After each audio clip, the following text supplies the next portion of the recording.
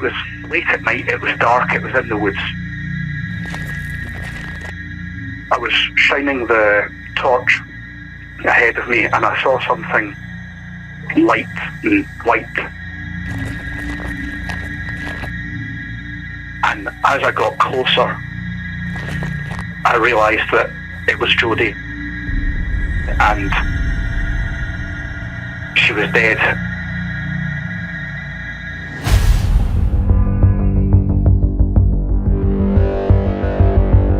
It's being described by police as one of the most violent murders in a generation. This would have been a bloodbath. 14-year-old schoolgirl killed in broad daylight. Jodi Jones had everything to live for, but her life was cut cruelly short when she was brutally attacked. She'd put up an enormous fight. There was evidence of a struggle. The area was heavily blood-stained. She was virtually decapitated. This was probably the most shocking and horrific murder in Scottish criminal history.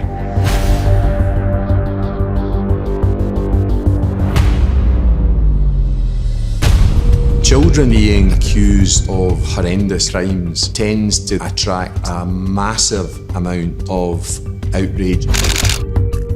He was a Satan-worshipping, scary Gothic character. This is a little village and we've got a devil worshipper. You can just imagine the fear. Mitchell was convicted and jailed for a minimum of 20 years. Mrs. Jones, are you happy that justice has been served today?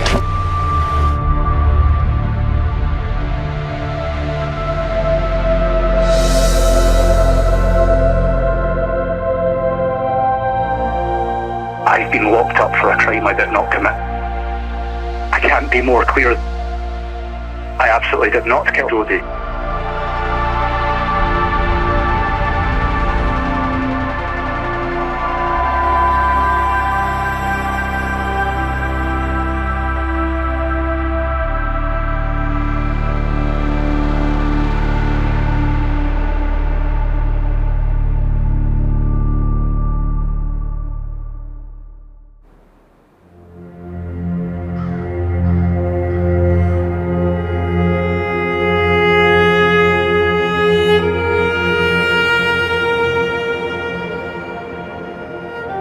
Dalkeith is the biggest town in this area.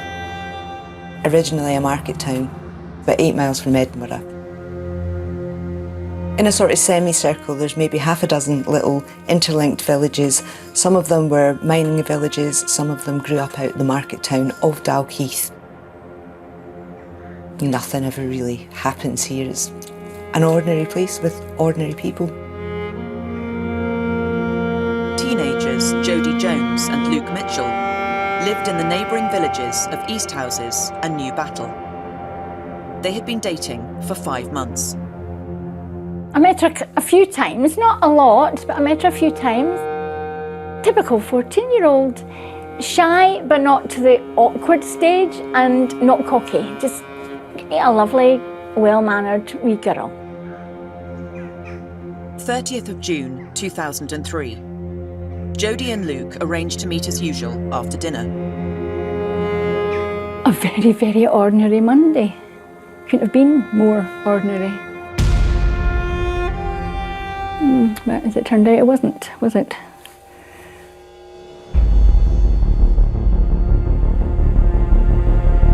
Jodi doesn't arrive to meet Luke, and just after 10 p.m, her family realise she hasn't been seen since 5 o'clock. A search party is arranged to find her. Luke came to me in a bit of a state saying, Jodi's missing. And he borrowed the torch and off they went. Luke meets Jodi's family at the top of Rowan's Dyke Path, a woodland shortcut connecting both their homes.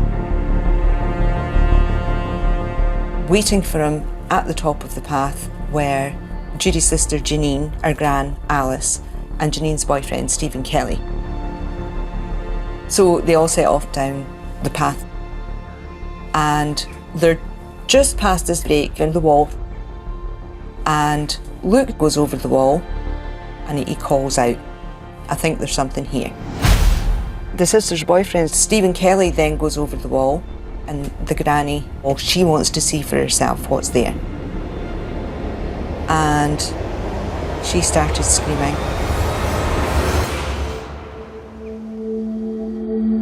Jodi had been beaten.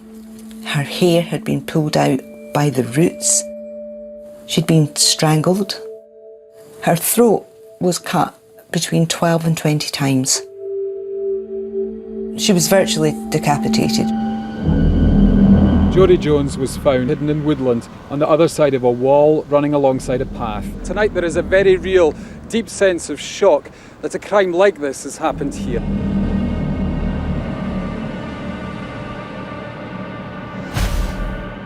From the minute the news of the murder broke on the morning of July 1st, the hysteria, the relentless media coverage, the fear, the fact that something like that could happen in this area. Detectives have warned Dalkeith teenagers starting the summer break to be on their guard. There was a maniac roaming among us.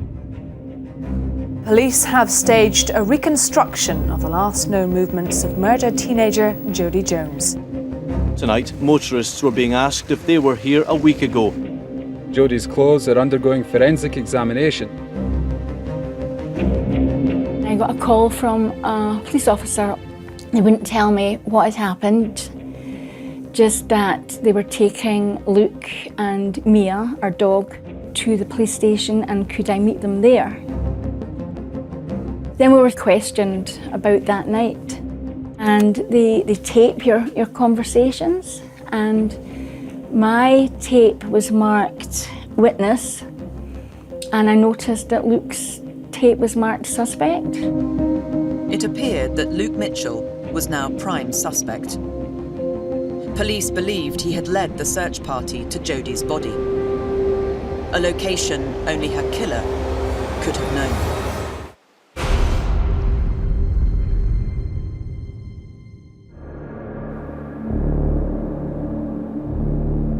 It seemed 14-year-old Luke Mitchell had become the prime suspect in his girlfriend's murder.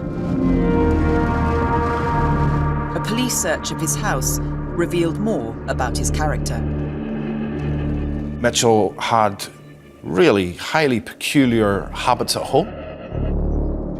He was storing up jars of urine in his room. He was a dope-smoking, kind of feral youth, scary gothic character. They found satanic slogans on his school jotters. And one of the things that made this case seem really scary, really terrifying, was this emphasis that Luke Mitchell was a devil worshipper, that he was into the occult.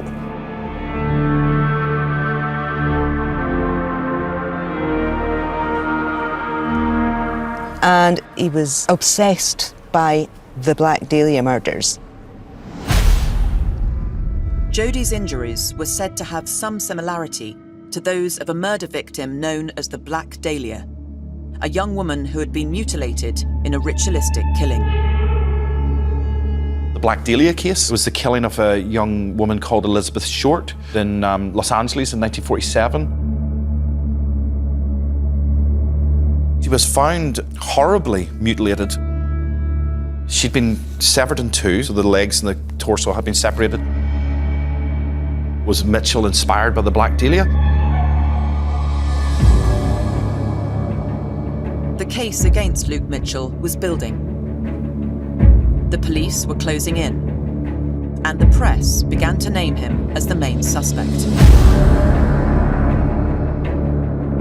This stuff was being gobbled up insatiably in broadsheets as well as tabloids. It's got a kind of horror movie element to it. You know, this is about a young girl who's 14 who's found brutally murdered. Add in that, all that crazy stuff around devil worship and drugs, and you have a really kind of toxic brew that people couldn't get enough of. The press just ran amok. They were virtually camped outside our door with their sandwiches and flasks. flinging themselves on my car when my car left the driveway, just to get a close-up of Luke.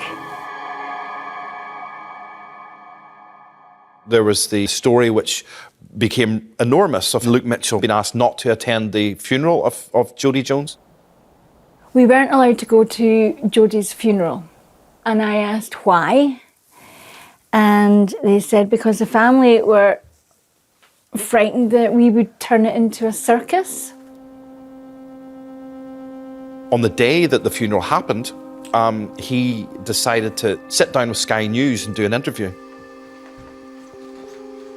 Sky came to my door and I told them, yes, we were having a vigil for Jodie.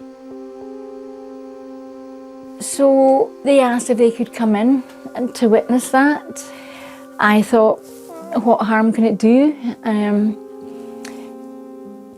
In fact, I thought it would do better because there was whisper of, say, Luke not caring a jot, and he was unemotional, and he was this, that, and the other. And I thought, well, at least if we show them this, then at least they know we are thinking about her, and we do have emotions and whatnot.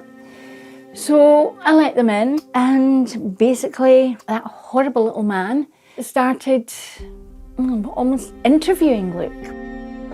What would you say to those who would look at you and think he killed his girlfriend? I just say they're being naive, not to believe everything you read in the papers. It's trial by media.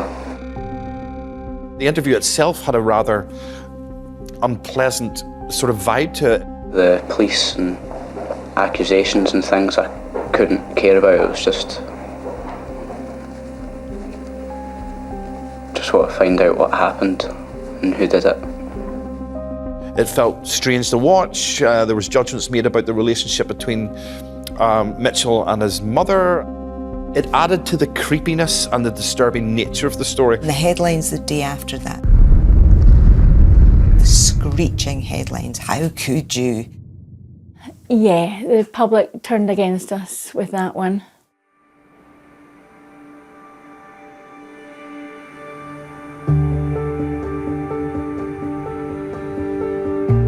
A 15-year-old boy has been remanded in custody after appearing in court charged with the murder of Jodi Jones.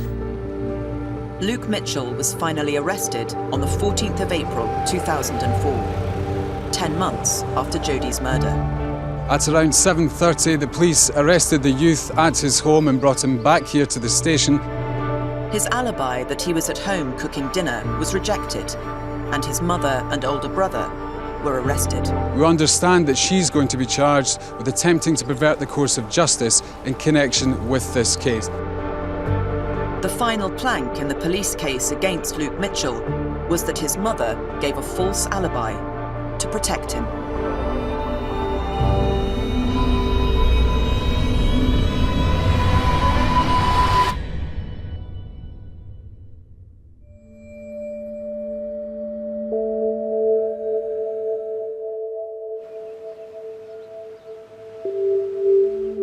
Innocent or guilt, there's something wrong with this conviction. We have a 14-year-old boy, and despite extensive investigation, there is no forensic evidence to link him to the crime. The evidence is insufficient to say beyond a reasonable doubt that this was Luke Mitchell that committed this murder. If we're going to find somebody guilty, it has to be on the basis of solid evidence beyond reasonable doubt. That hasn't happened in Luke's case. We're talking about a person's life, and you need science to put someone in jail.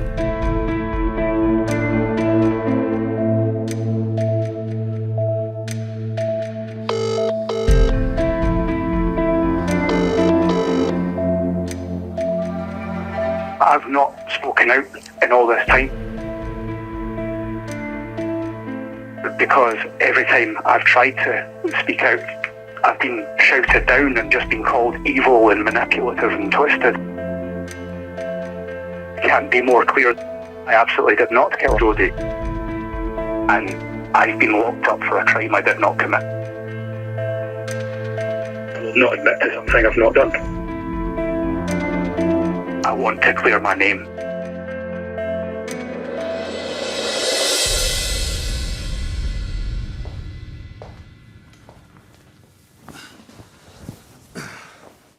My name's John Sallins. I'm 27 years a police officer.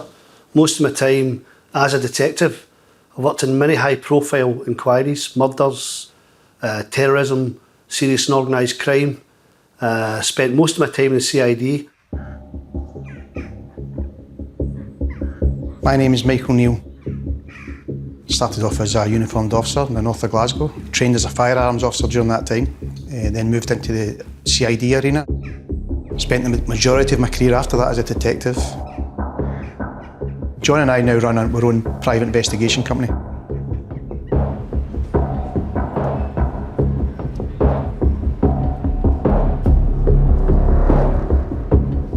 With a combined 50 years' experience, the former detectives have agreed, for the purposes of this documentary, to re-examine the case against Luke Mitchell.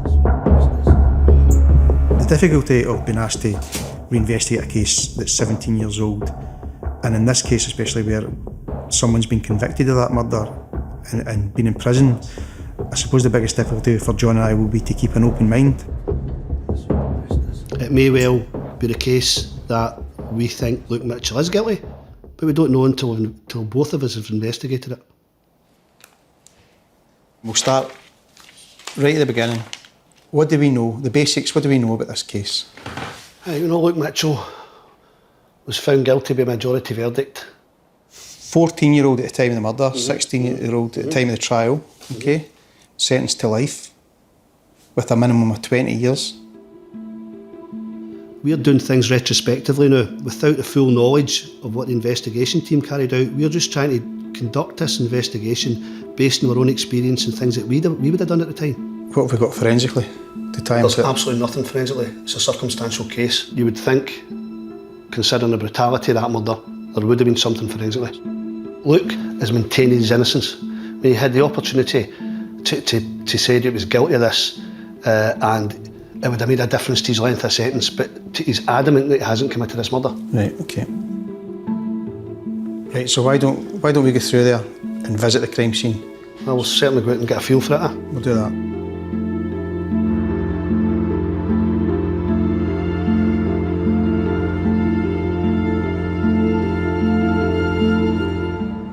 It's a lovely place as well, isn't it? Nice wee quiet town. I think we're far away now.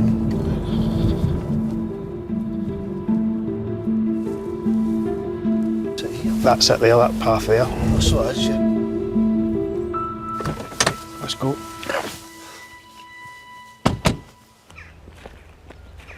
So it's just a straight track up here, right?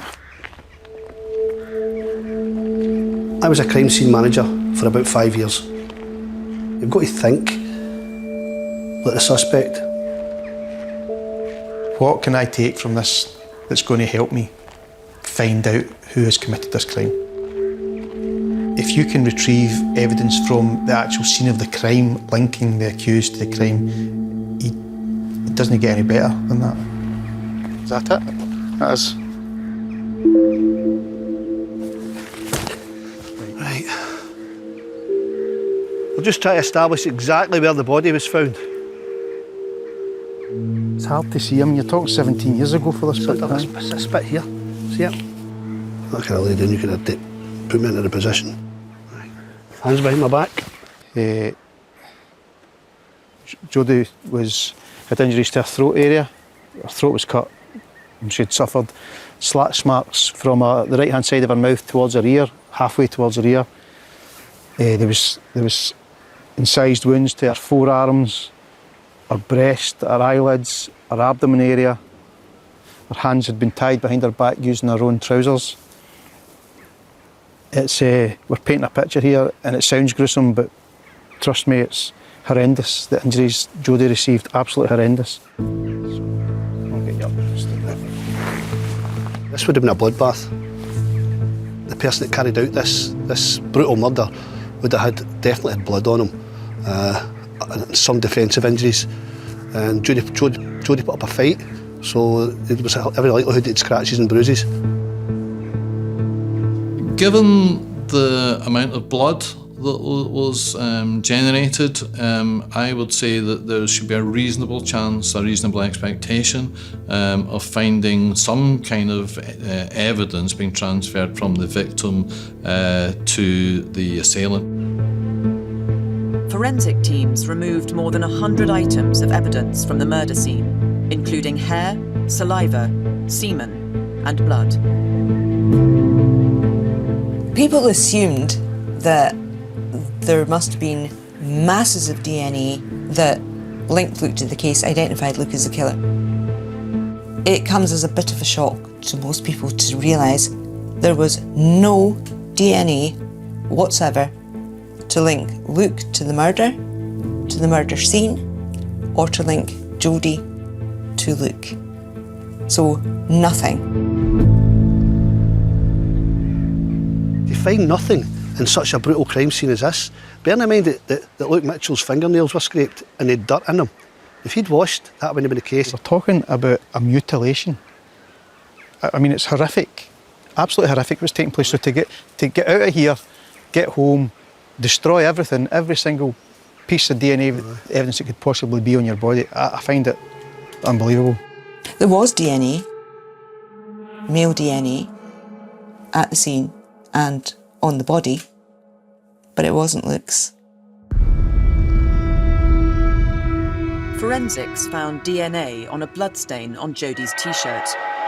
DNA from Stephen Kelly, Jodie's sister's boyfriend. That implicates Stephen Kelly more than it implicates Luke Mitchell, because there was nothing found from Luke Mitchell.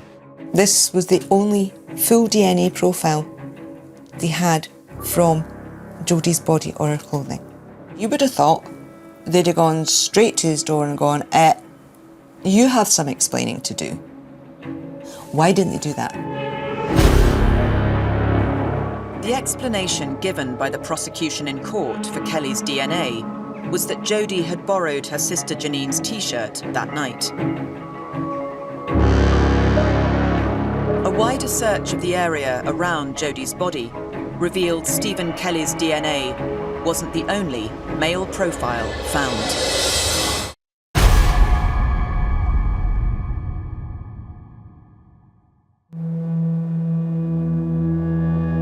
Forensic searches from the crime scene found DNA from Jodie's sister's boyfriend on clothing. But another male profile was also found in a used condom close to Jodie's body. That condom was found to have what was described as fresh semen. The police didn't find the owner of the condom in the initial investigation. He was traced 3 years later in 2006 when his DNA was put through the national database in relation to a different incident. It would seem significant in terms of the nature of the crime, given that it was a young female and there was a condom found with semen. I think it should have been more significance than it apparently did. What stood out for me in particular was the lack of scientific evidence against the accused, and the fact that they had other potential line of investigation and they focused on just one person. We've only been here a short space of time. Straight away we spoke about another two potential suspects. Luke Mitchell was the only member of the search party to be forensically examined by the police that night.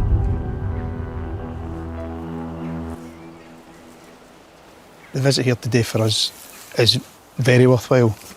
Biggest thing for us is if those 4 people were here and found that body, why was it only Luke Mitchell that was taken in to be interviewed? All 4 of them should have been treated at that point as the same. But it just seems to be it was only Luke Mitchell, and at this moment there doesn't seem to be a reason for that.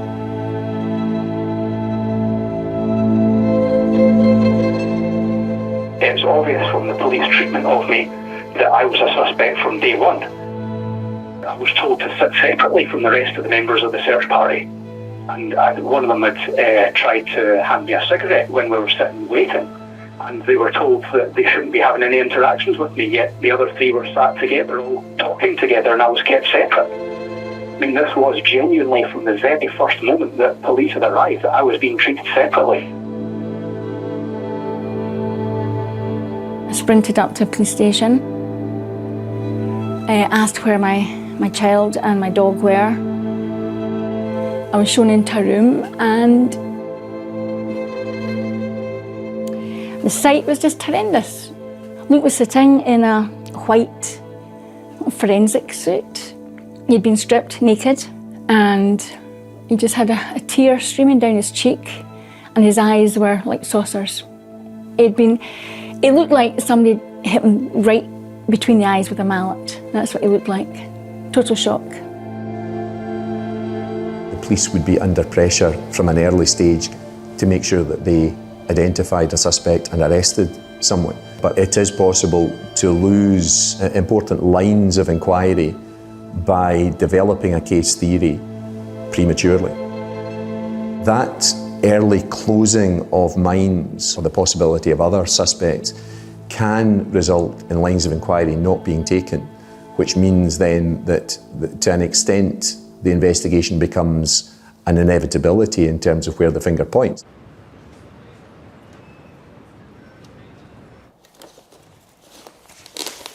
An examination of the case files reveals an inconsistency in the stories of how Jodie's body was found that night.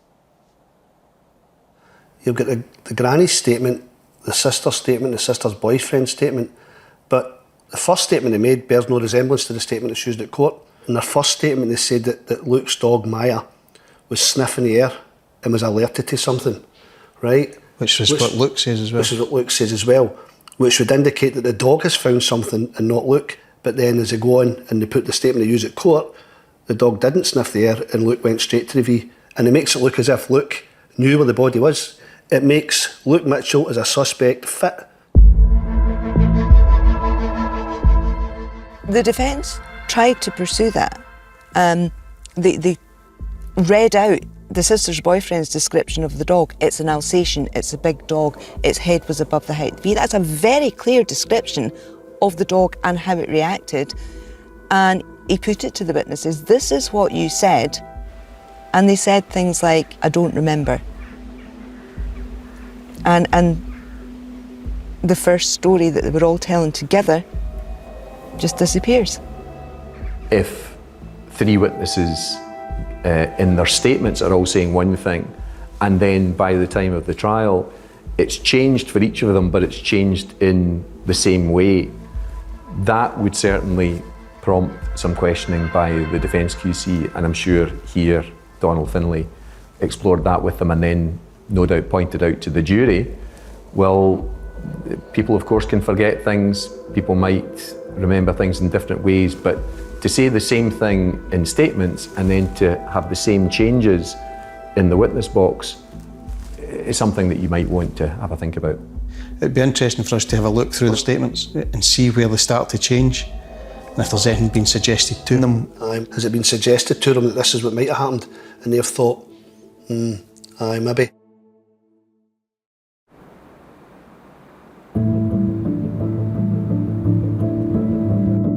Luke Mitchell was 14 years old when he was accused of murdering his girlfriend.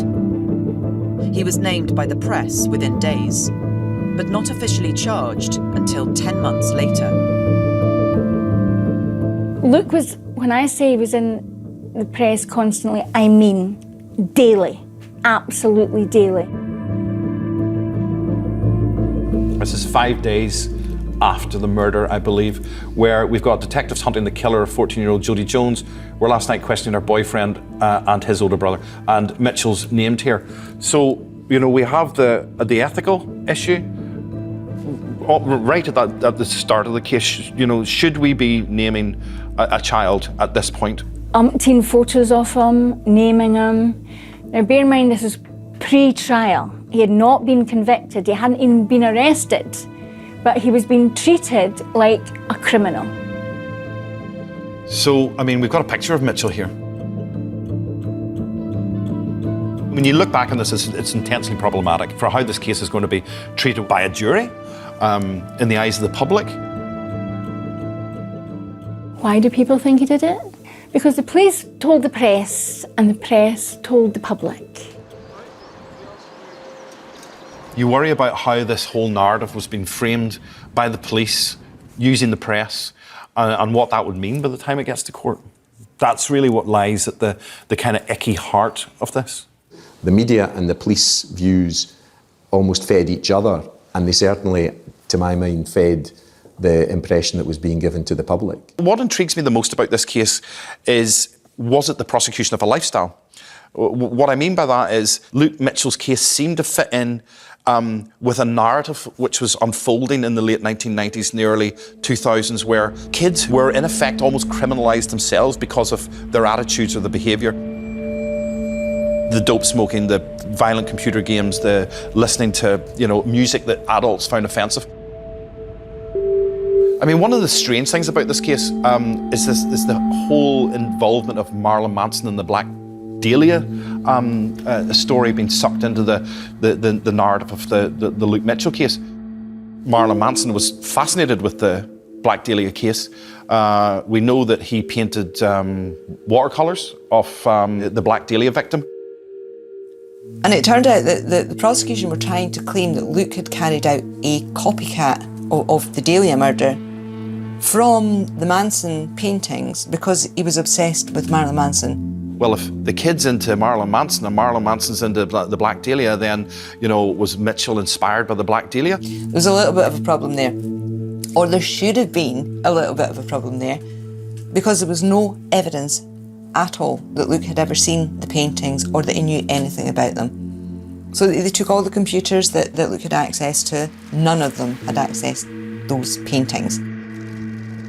If this website is what he would have had to access in order to see anything to do with the Black Dahlia killing, where's the evidence that he accessed that? And there is none.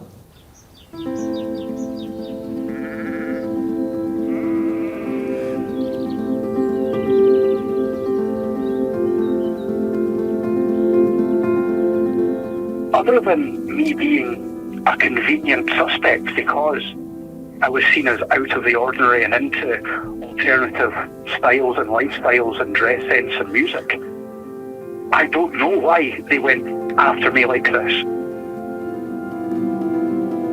It's not as though I had criminal involvement with the police beforehand, before any of this. I was the local weirdo. It was easy to put it on me. It was easy to make people believe these nasty and evil things about me.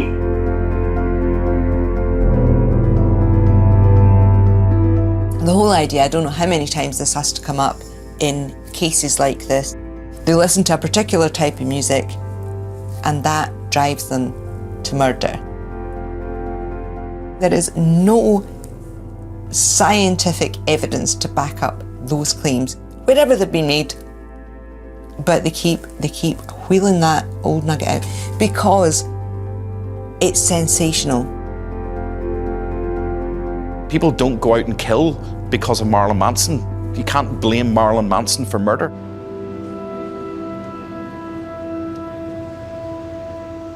As the re-examination of the case continues, a disturbing piece of evidence reveals another potential suspect. We've got another person of interest that absolutely shocked me. There's a guy by the name of Mark Kane. He's turned up with scratches in his face. If Luke Mitchell didn't kill Jodie, somebody else did.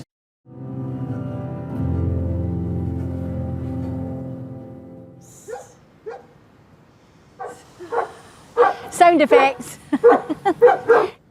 In April 2004, Luke Mitchell's mother, Corinne, was arrested and charged with attempting to pervert the course of justice.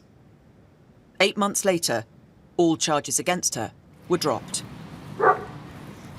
This was a caravan sales and the shop sold caravan accessories. I lost everything. Started with losing my son, and there's nothing worse as a mother watching your son being taken away from you when you can't do anything. You can try screaming, try shouting, yelling. Not going to get you anywhere. And especially when you know he's not done anything wrong because he was with you. And no one listens. No one listens. Then that has a knock-on effect. Well, after Luke was convicted, obviously this was an easy target. And one night I got a phone call from the police, can you come up? So I was up here about 3 o'clock in the morning. To be honest, all I could do was sit in my car and just stare. It was just mind-blowing. Utter carnage. It wasn't just a couple of broken windows, it was 40-odd caravans, completely trashed. So I sold the house. So now we've got nothing, absolutely nothing. So I'm living here. Not my ideal plan at 61. Living with no electricity, so no running water, no toilet. Unfortunately now my health is suffering because of it.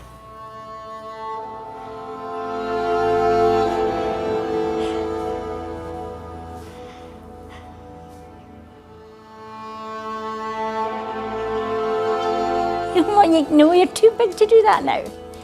You're too big to do that now. Yes, you are.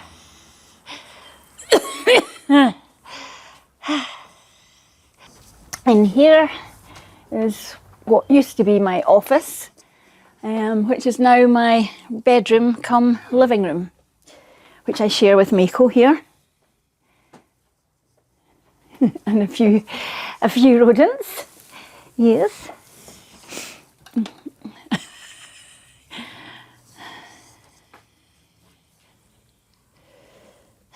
How long have you lived here? What are we, coming up 6 years.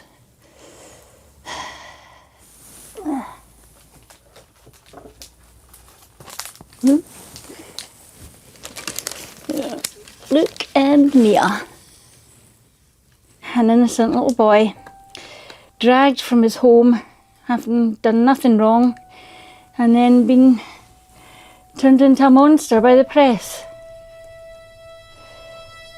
It's just devastating, completely devastating.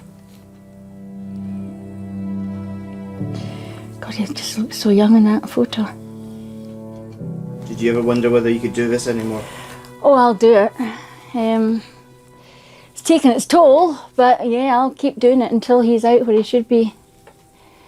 So I want justice for my boy. End of.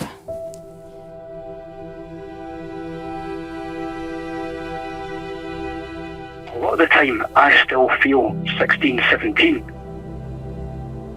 And I have to remind myself that I'm nearly 32 now.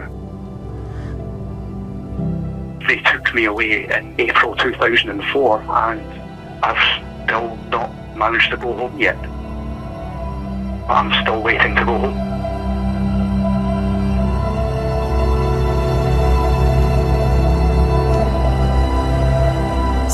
Years after the conviction of Luke Mitchell, evidence from 2003 reveals another potential suspect who may have been overlooked by the police. We've got another person of interest that absolutely shocked me. See if you go down to number 4 on that list. Yep, got it, yep. You'll see there's a guy by the name of Mark Kane. Yep. Mark Kane has apparently turned up at his friend's house the day after the murder. He's turned up with scratches in his face. Carried out a wee experiment last night. I want to show you some pictures. Right. First of all, who's that? Right, that's Luke Mitchell. Right. Right.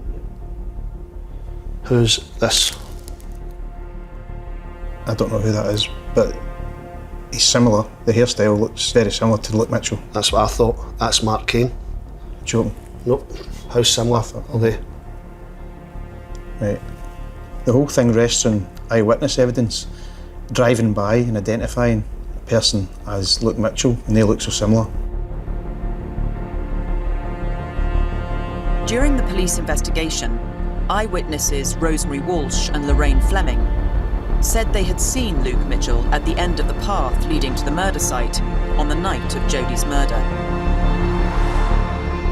The identification by Fleming and Walsh could have been a mistaken identity, and the person that they saw was not Luke, it was Mark Kane, which would have knocked quite a big hole in the prosecution's story that Luke was at this end of the path at this time and that end of the path at that time. Another wee trip through to Dalkeith again.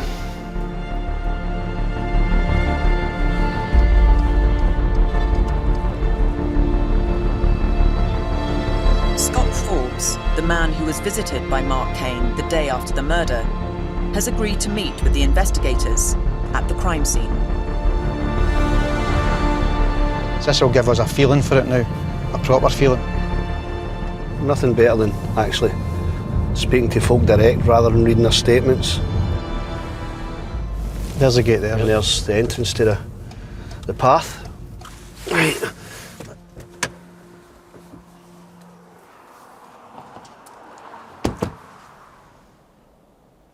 So what's over here?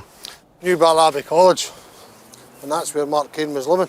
So that's the college directly through the trees there? Yes, yes. So we've got Luke Mitchell staying down there, we've got Jodi Jones staying up there, we've got Mark Kane staying over there.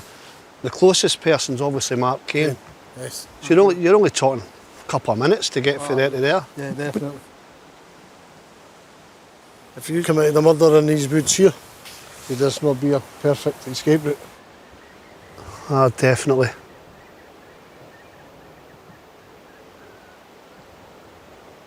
Tell me how you know Mark Kane, Scott. I met Mark Kane when I was a student at the same time. As an individual, what sort of person was he? Listen, he was a nice laddie in his own ways, but he was a very, very disturbed boy. Very, very disturbed. He carried a 8-inch blade with a brown wooden handle, kitchen knife. What makes you think that Mark Kane's involved in the murder of Jodi Jones then? Mark Kane visited my flat in Leith the day after Jodi had been killed. He had big scratches on his face, 3. I told him a wee girl had been killed. And, asked him where he had been and where he got his scratches. He told me he was in New Abbey, in the woods. That were the same? Same Basically area. The woods surround this field? Yes, yes. Right. He told me he was taking methadone. He had taken his whole script of Valium. He had got a bag of speed, smoking cannabis, and he was drinking lager. See the day you seen him, did he have a knife on him? Ah, he would have had. I never seen it. You never seen it? But he would have had. I told him I was concerned. You know, you've just told me you've been in a woods full of drugs. A wee girl's dead, you've got scratches on your face. He told me he fell in a bush. And that's how he scratched his face. And I remember saying to him, that's no scratches for a bush. He got flustered. And then he left. After he left my flat, I was still concerned. Do you think Mark Kane killed Jodi Jones? I genuinely don't know. I've always suspected it.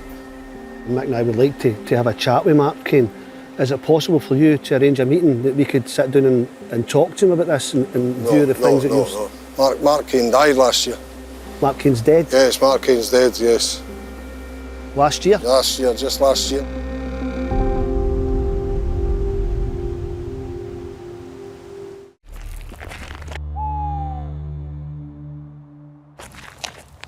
The boyfriend of 14-year-old Dalkeith schoolgirl Jodi Jones has gone on trial, accused of her murder.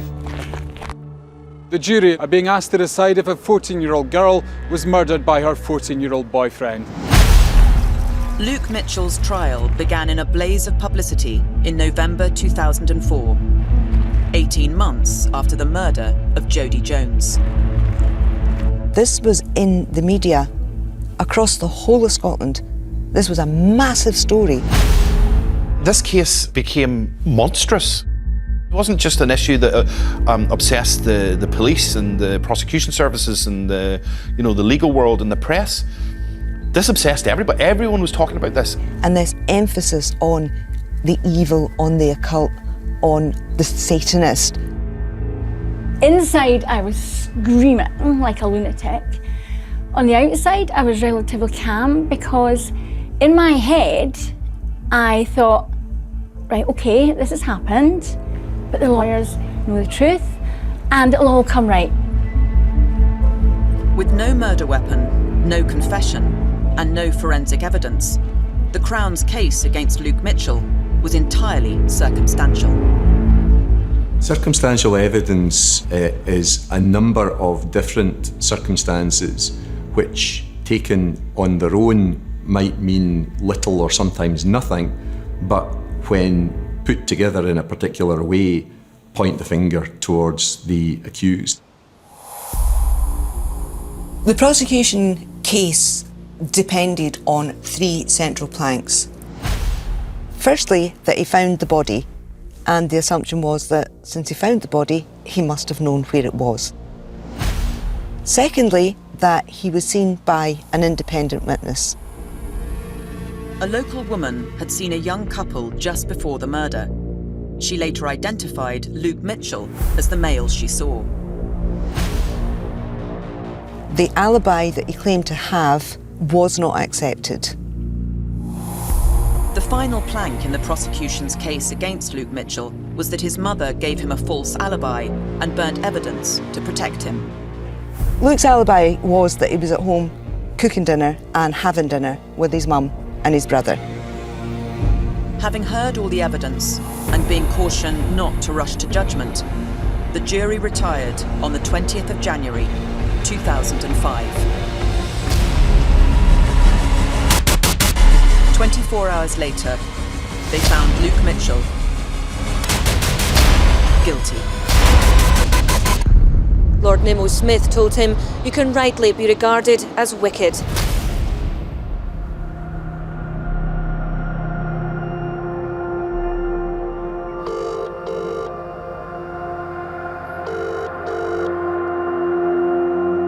I was still going through my trial expecting that the jury would see through all the lies and all the misinterpretation of the purely circumstantial evidence. I was still believing that I would be found not guilty. And when I was found guilty, if I wasn't gripping the bench at the dock so tightly, I would have collapsed. I have no recollection of him being led down. You know, some things you have to blot out. Luke Mitchell was then led away without a flicker of emotion. Like so many families that I've met in the same circumstances, they believe it'll all come out in court. It is not until the foreman of the jury stands up and says guilty that these people realise that truth's not coming out. Lord Nemo Smith told Luke Mitchell he'd serve at least 20 years in prison. Press made a huge thing about, oh, the beast showed no emotion. When I saw him immediately afterwards, that'll be etched on my brain forever. He was deathly white, his eyes were like saucers, and his lips were blue. They want emotion. Come and see my son right now. You'll see emotion.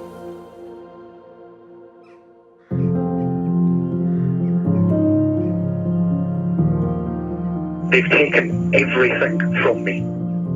My friends, my family, my home, my childhood, my adolescence, my early adult years. But they will not bully a false admission of guilt out of me. As long as I can get up every morning and look myself in the mirror and hold my head up high, I'll get through this.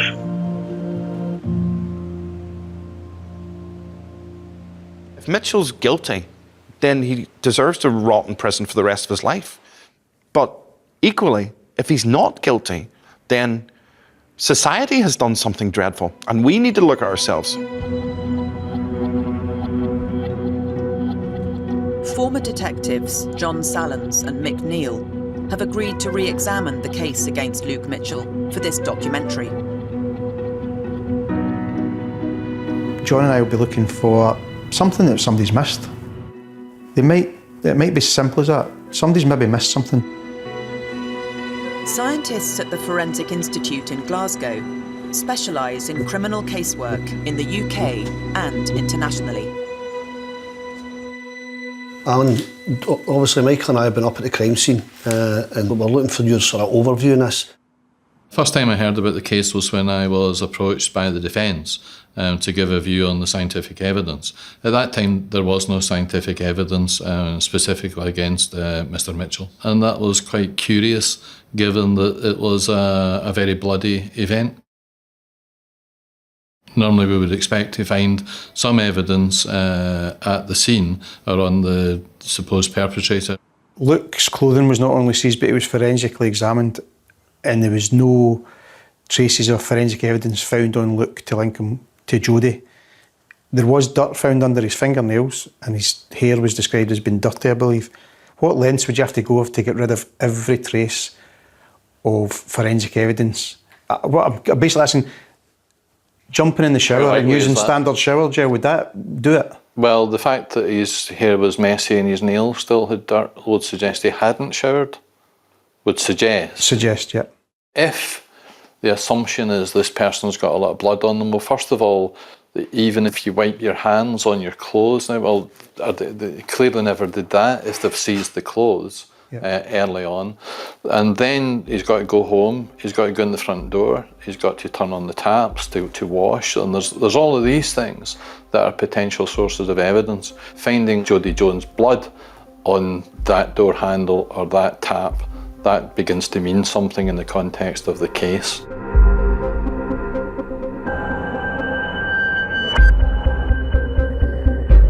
For Luke to have escaped, he would have had to come up this street. Now just have a look. Look how wide open it is. The houses look right out onto the road. There's no fences. And the idea that a killer covered in blood would have managed to come up this street unseen in broad daylight on a beautiful summer evening is ridiculous. Police raided and searched Luke Mitchell's home 3 times before he was finally arrested in April 2004. No traces of Jodi Jones' blood was ever found.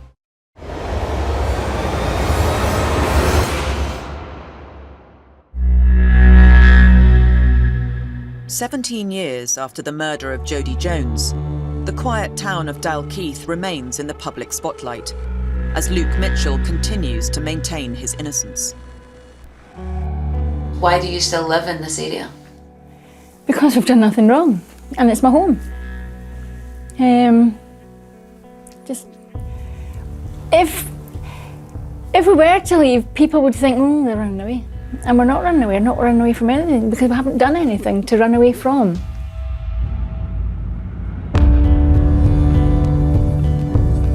When he got convicted, I think 2005 till now, he's had the opportunity to plead guilty to this and he's refused. Part of the parole board hearings, I think, is would he accept your guilt? And if people can come to terms and accept their guilt, it's a good mark for them for getting parole, but Luke's determined not to do that. He will never ever say he's guilty for something he's not guilty of. Why would you do that? You would have to live with that for the rest of your life. So he wants out acquitted, which is what I'm fighting for, an acquittal. If it was put to me that I would almost be guaranteed release and parole if all I did was admit guilt, absolutely not. I would not do that. I will not admit to something I've not done. I will maintain my innocence, and if that means that I stay in closed conditions for the rest of my life if need be, then that's what will happen.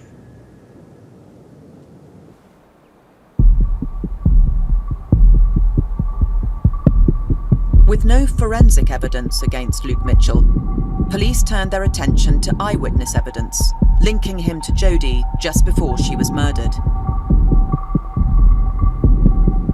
Identification. That's the crux of things. If someone's been identified, you can't get any better evidence than identification.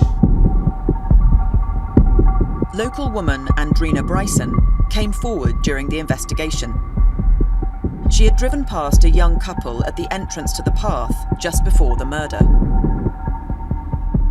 She'd said she was driving through East Houses towards Newton Grange and came round a sharp bend There was a girl standing on the pavement and a guy in the entrance track as she drove round this sharp bend. She identified Luke Mitchell as the male from a photographic lineup shown to her by police. Andrina Bryson's evidence is probably the most critical in terms of the conviction. The former detectives will now recreate Andrina Bryson's journey and re-examine her eyewitness evidence. Right, John, so that's us. We've confirmed the route, and that's the same route as Andrina Bryson drove. It's basically a test to see what you would actually see driving at 30 mile per hour. They place a young couple to stand in the exact position on the path as described by Andrina Bryson in her statement.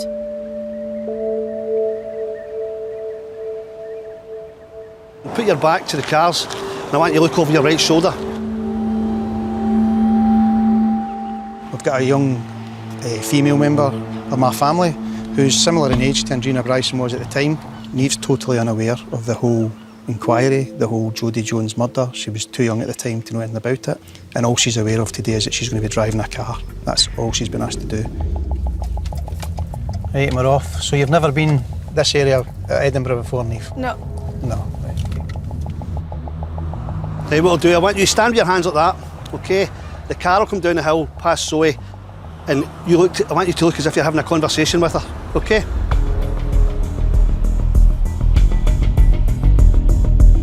We're going to drive a route that Andrina Bryson drove, and at the end of that, John's going to ask Neve questions in relation to what happened during the drive on that route.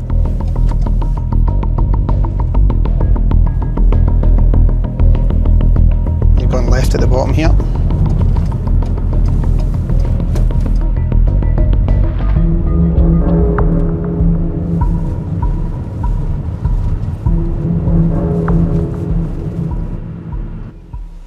Right, Neve, you've been on that route, is there anything you've seen? Did anything stand out? Not really. Okay, that's fine. You're going to do it again? Yeah. Right. She's obviously aware now that she's got to be looking for something. So we'll see if she sees anything this time.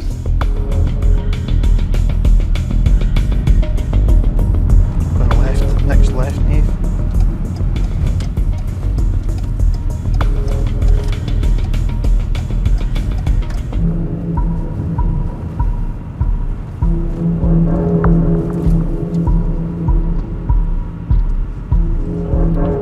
Hi, Neve. Hello. That's your second run. This time, did you see anything out of the ordinary? Don't think so. That's fine. Third time. Okay. Thank you. We've sort of proven there's nothing that's particularly drawing Neve's attention to the couple, so we're going to do it a third time and I'm going to point them out to her. Right, so we'll do the same again. Okay. It's run number 3, Neve, and for this one I'm going to sit in the front with you, okay? Okay. Same as before, just same directions. Okay, keep your speed up a bit. You two arguing? Looks like it. Is you alright?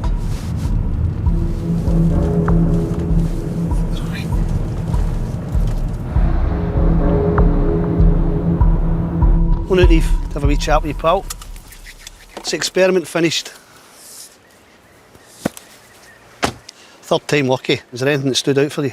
And probably in the middle of the drive, I seen two people looking like they had an argument or something. Can you describe them? The girl, I think, had blonde hair, and she had her back to the road.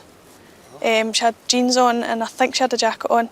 And the male, he had his arms out like this, and I think he had a grey jumper on, and his hair was quite short. Quite short. What colour hair? I think it was light. Did you look at the man's face? Slightly. What can you remember about it? He wasn't happy. He wasn't happy? No. Any features about his face you can remember? He was clean shaven, he didn't have a beard. He's clean shaven, didn't have a beard. Describe her again. She had light coloured jeans on with kind of long brown hair and a dark jacket with red bits in it. And they were having a discussion? A heated one, I would say. Heated discussion? Right, okay. See, when you first described the female, yes, you said she had blonde hair and then you said she had brown. So was it blonde or brown? I don't know. Thanks, Neve. Having carried out this experiment today, I think it adds a wee bit of doubt to Andrina Bryson's statement and how much she's actually seen.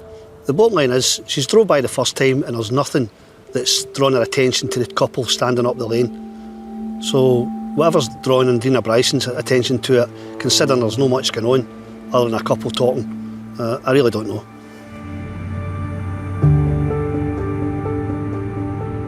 The problem with eyewitness statements, as good as they are, some of the best evidence you can get, eyewitnesses are influenced. The moment I leant forward and became agitated and suggested that the couple were having an argument, that coloured Neve's perception of that version of events, which then affects her statement to John.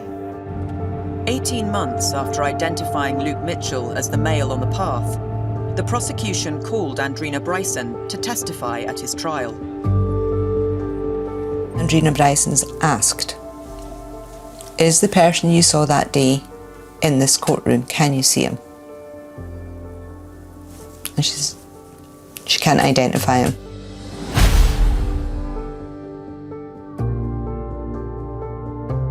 That was a big moment for me. At the very least, I thought, well, that's, a massive hole in the Crown's case. Here's somebody who's actually willing to stand up and say, no, this is not the person. It takes a lot of guts to stand up there and, go against the grain and say, actually, no, this is wrong. There's been pictures of this guy in the media for best part of 19 months. And when he's standing there in front of her in court, she can't identify him. And she was the prosecution's star witness. The present-day re-examination has now uncovered another line of inquiry and more potential suspects. There's a great deal of irony here that Luke was the only suspect. He was ever the only suspect. There was nobody else treated as a suspect or considered as a suspect. And yet, you didn't have to look very far back then for other people that should at least have been persons of interest. I think we need to take a look at these two, the moped boys. Gordon Dickey and John Ferris. Aye. The moped, apparently it's a homemade moped. It's not got a silencer fitted. There's numerous witnesses speak to hearing this moped running about the area of the path between the two Newbattle and East houses. Just a short time later, we've got a witness who sees the moped against the wall, right at the V in the wall in the crime scene, right? Sees the moped leaning against the wall, but doesn't see them there. What time was that at? 5:15. The exact time that Jodie was murdered? According to the prosecution's case. So we've got those two, seen at 5 o'clock. Their mopeds seen at the V at 5:15. They're nowhere to be seen. After Jodie's been murdered, yep. That's kind of bizarre. Following appeals by police, the moped boys came forward 5 days after the murder. One of the boys was Jodie's cousin, John Ferris. This is Jodie's cousin, and he takes 5 days to come forward. Why would he do that? The police were appealing for anybody that was on the path or roundabout between 5 and 10 o'clock that night to come forward and just be eliminated. And these two didn't do that.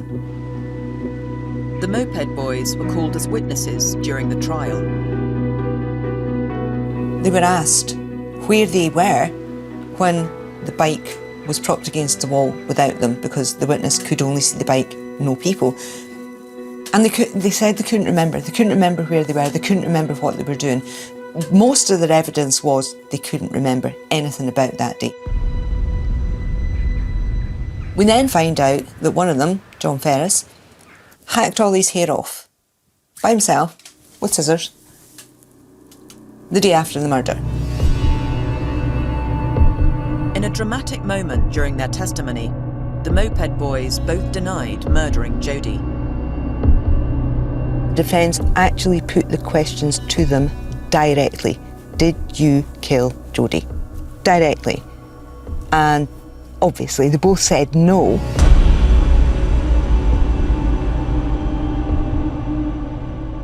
Here it says Judge Nimmo Smith names them and says it was clear they were in the firing line, but points out that neither was actually accused outright of murder. That's because they were just asked. Do you know the difference with that? They've got to say, I put it to you that you did murder Jodi Jones, instead of saying, did you murder Jodi Jones?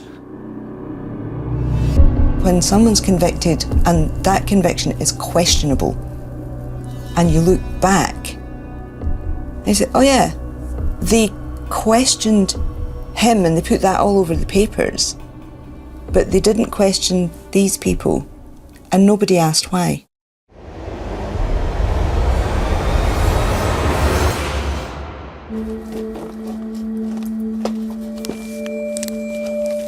I didn't meet Luke until about 8 weeks after Jodi was murdered. So let's see. In 2003, my future was alternative health. Never in a million years would I have believed that I would end up taking a completely different route, studying the law, learning about wrongful convictions, and ending up doing a PhD in criminology. This case took me in a completely different direction. Sandra Lean has continued to legally challenge the police treatment of Luke Mitchell during the murder investigation as grounds for a miscarriage of justice. Luke had just turned 15 when he was detained on August 14, 2003. Detained, he wasn't arrested, but he was taken to the police station and questioned for hours with no lawyer present. He asked for his mum and they wouldn't let him speak to her. He asked for a lawyer and they told him he wasn't entitled to one. Do you get the idea, Luke? Everybody's speaking about you carrying knives. We've got all these people talking to the fact that you're a violent laddie. A violent laddie, okay? You're a violent boy, okay? The police were becoming increasingly aggressive in an attempt to physically intimidate me. I requested to go to the toilet. I was taken to the toilet and I was standing at the urinal with two very large adult males shouting at me that I was just to confess, you little bastard. Just tell us what you did and we'll make it okay. Luke Mitchell, at the age of 15, and therefore still a child, was interviewed for a lengthy period of time. Some, albeit not all, of that interview was then used in the case to convict him. 3 years later, Lord Justice General Lord Hamilton described the police officer's conduct as outrageous.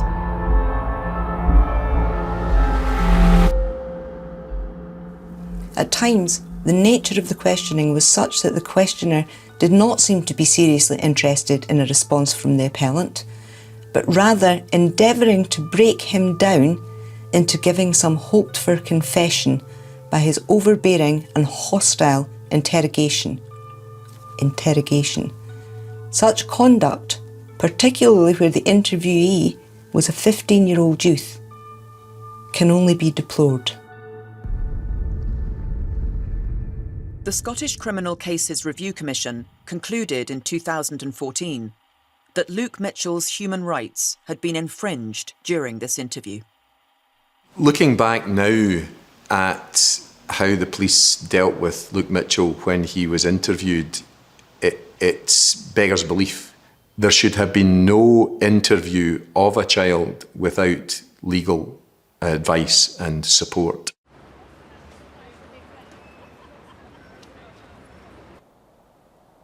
With their re-examination of the case drawing to a close, the former detectives review the evidence so far. During the course of the investigation, we've uncovered what we would regard as a number of potential suspects that are basically in the same category as Luke Mitchell. So what we intend to do today, Mick and I, is we're going to go through each one at a time and we'll apply things like motive, ability, identification, etc. It's a tool that detectives have used for a long time, and it's been very effective in some very high-profile murder cases. Right, Mick? Stephen Kelly. Stephen Kelly, Jodie's sister's boyfriend. Identification. With blood found on the T-shirt that contained Stephen Kelly's DNA. There was DNA, male DNA, on the body, but it wasn't Luke's. And the DNA related to Stephen Kelly. Janine's boyfriend. Janine's boyfriend.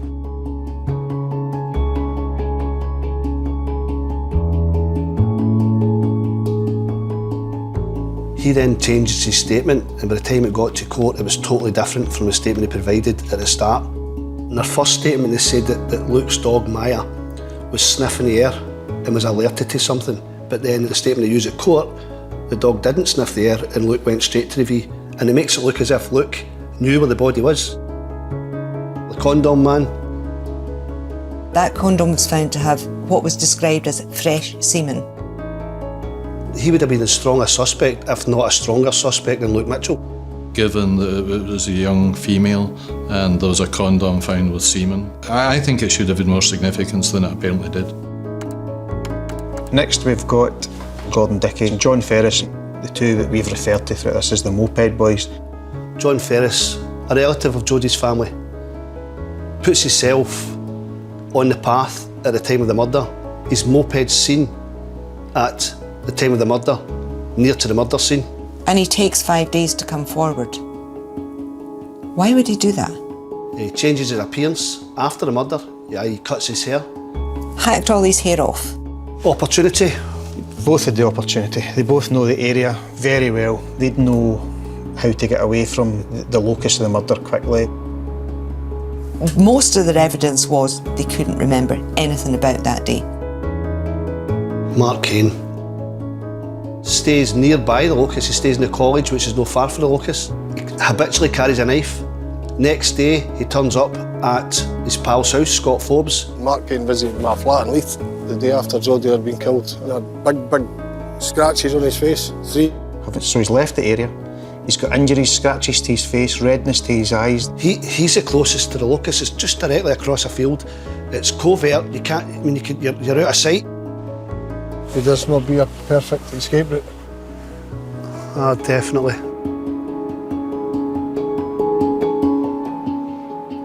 We come to the last person we're going to speak about today, and it's probably our biggest person of interest. From the whole reinvestigation John and I have carried out, this person features massively.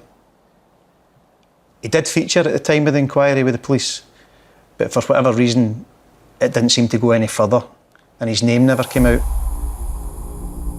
For various reasons, like I've said there, we can't name that individual just now. We could go further, but we've got to be careful. Let's put it this way, when we started this investigation, he was in the periphery, but the further we went into it, the more he came to the fore, and he's now sitting there as your strongest potential suspect. I believe he's right up there.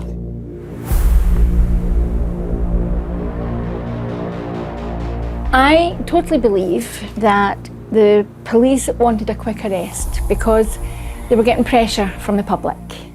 A dangerous person was at large and they were in fear for their lives, basically. And what I'd say to them is, you still should be, because that person is still at large.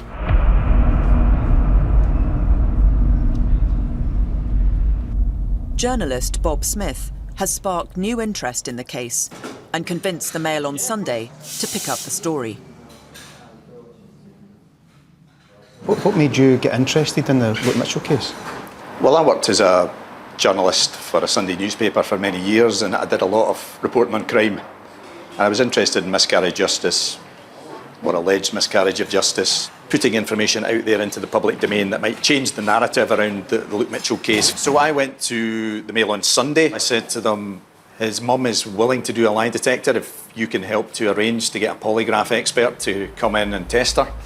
And I said, this is going to be a sensational story either way. Either she's going to fail it, and that's going to underline what the prosecution, the police, and some of the public and the media thought, because she had given them an alibi for the time that Jodie was apparently murdered. Or else she'll pass it. Can you imagine the eyebrows that will be raised if that happens? His alibi was me, obviously, because he was in the house with me. Because I was working full-time, obviously I had to get help with the chores. That was his chore. Majority of the times he cooked the evening meal. It was a big gamble on the part of Corinne to put herself forward to take a lie detector test. Here's the key witness, the key alibi witness, and she's so determined, so convinced that her story is true and her son is innocent that she's going to put herself through a polygraph test in the glare of a newspaper who would be taking pictures and who would publish the result, even if it went against her. In February 2012, Corinne Mitchell took the lie detector test and agreed for the results to be published in the Mail on Sunday. Did you falsify Luke's alibi regarding his whereabouts on the day of Jodie's death? No. I faced numerous accusations. One of them being that I actually did the murder. Another one being that Luke did the murder and I helped him clean up. I'd burnt all his bloodied clothing in my log burner. Did you burn any clothing or evidence that would incriminate Luke of Jodie's death? No.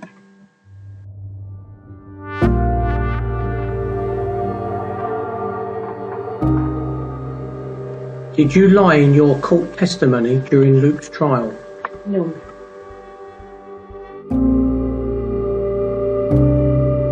She's passed it without,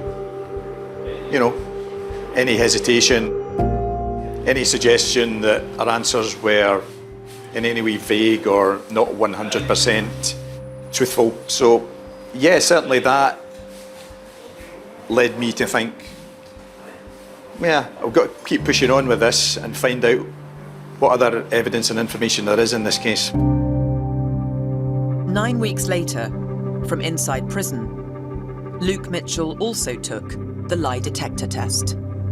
Did you stab Jodie on the 30th of June 2003?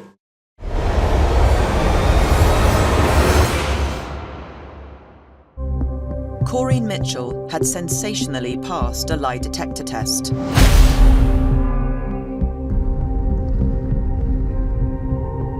Luke Mitchell requested that he also be allowed to take the test from inside prison. We decided, right, let's see if we can get Luke to get a polygraph, because that again would be, compared to his mother passing a lie detector, that would be an even more dramatic, sensational twist in the story if he passed as well. The polygraph examiner tells Luke Mitchell to close his eyes, to block out distractions from the prison floor. Did you know for certain where Jodie's body would be found?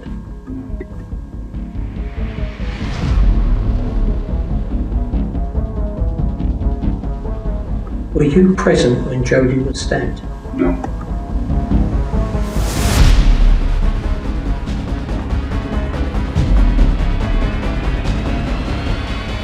Did you stab Jodie on the 30th of June 2003? No.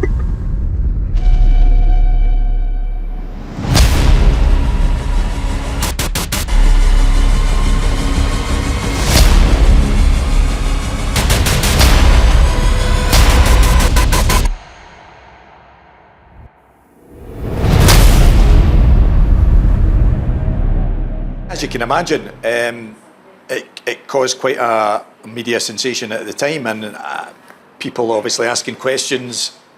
Could this indeed be a miscarriage of justice?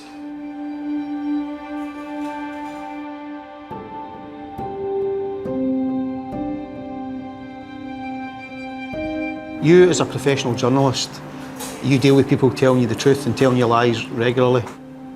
As a whole, right from the start, what's your opinion on Luke Mitchell? Looking at all the different strands of the case that cause concern and raise question marks, like lack of forensic evidence, question marks over the reliability of eyewitnesses, some of the behaviour of the police. And then layer on top of that, the things I was directly involved with, there was reasonable doubt, and there was enough doubt about the conviction, enough question marks, that we need to keep looking at this case. Is it possible, is the real murderer of Jodi Jones still out there, walking about, while an innocent man's spent a long time in jail?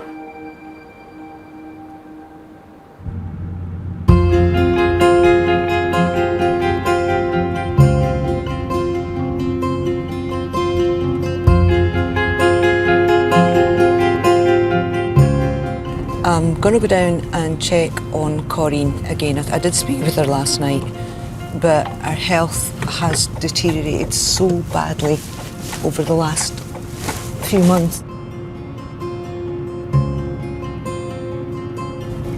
Every time I go down, every time she doesn't answer the phone, every time I leave, it terrifies me that that's going to be the last time, and that next time she's not going to be there, or I'm going to go down and find her dead. She's been a figure of so much hate in this area for so long.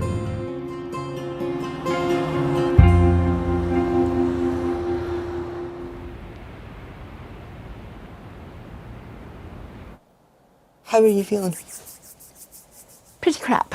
Right. To be honest. Have you got? Are you back at the hospital this week? Well, I was supposed to be back yesterday, but they cancelled. Freezing in here, Corinne. Absolutely freezing. Yes, it is. It is, but one gets used to it. Yeah, eventually. You do what you have to do. Well, not too many people have to do that. Even Luke's got heat and water. That's true, that's true. And he has a toilet. He has a toilet, yeah. Yes, it's a wee joke we have.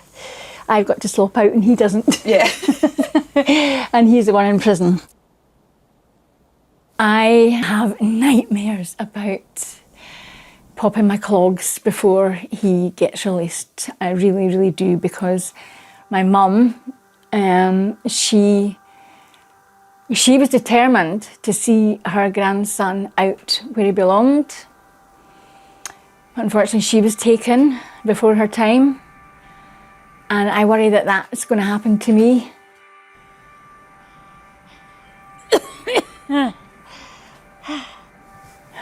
But it's not in my hands, basically, now. It's not in my hands, it's in the hands of fate.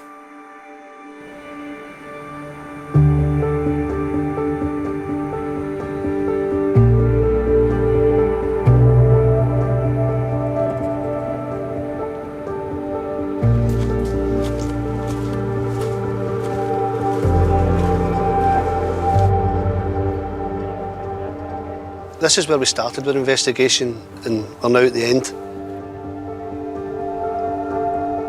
Every time you come back here, it's a horrible feeling of dread. What happened here was beyond terrible. 14-year-old girl murdered. I do believe Luke Mitchell suffered a serious miscarriage of justice and was let down by the legal system. And he was also, in my opinion, let down by a jury. I can't understand how they could find him guilty beyond reasonable doubt at that trial. I would take it one step further. 27 years as a police officer, my gut instinct has never let me down. I'm not basing my opinion or my assumptions on a gut instinct alone, but on the investigation we've carried out here. In my opinion, Luke Mitchell did not commit this crime, and he's innocent. As a scientist, I don't take a view on innocence or guilt. We tend to work on the evidence. In my view, in this case, there simply seemed to be an insufficiency of evidence for a conviction. Until we have answers to all the questions surrounding this case will never go away. Luke Mitchell's defence team have lodged 3 appeals between 2008 and 2011, all of which have been rejected. So many lives were destroyed here. Jodie lost her life, but so many others have lost so much because the truth's just never been found.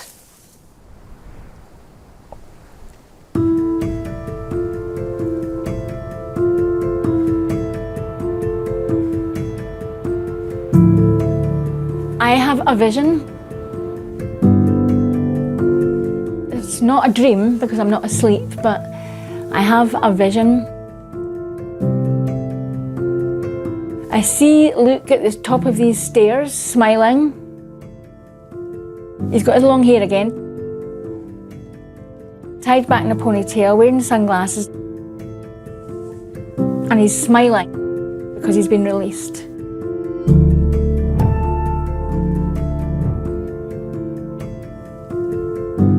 It's something I just keep in there. I just keep in there.